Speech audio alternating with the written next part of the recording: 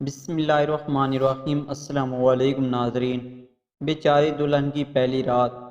خوش قسمتی سے یا بدقسمتی سے وہ گھر میں 3 بھائیوں کی بڑی بہن تھی۔ بھائی تقریباً اس نے پالے تھے، جس کی وجہ سے خود اس کا بچپن ناآسودہ اور ادھورا سا تھا۔ اسے کسی بھی تقریب میں نہیں لے جایا جاتا تھا۔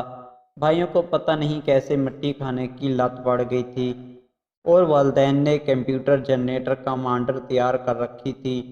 ان کا خیال رکھنا مٹی نہ کھائے، خیال رکھنا مٹی کی طرف نہ جائے۔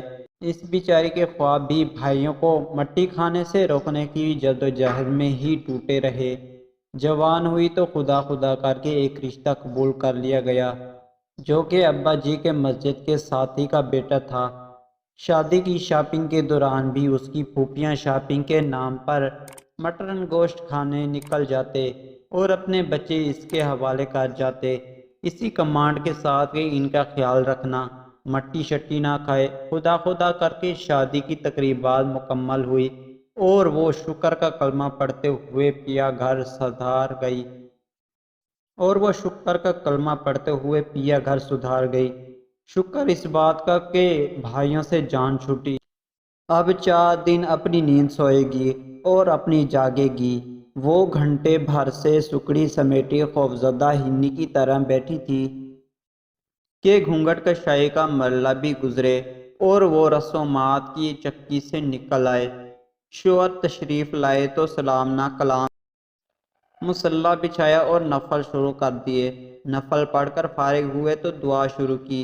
دعا بھی اتنی لمبی جیسے گڑ گڑا کر کسی مصیبت سے بچنے کی صحیح فرما رہے ہوں۔ جال تو جلال تو آئی بلا کو ٹال تو۔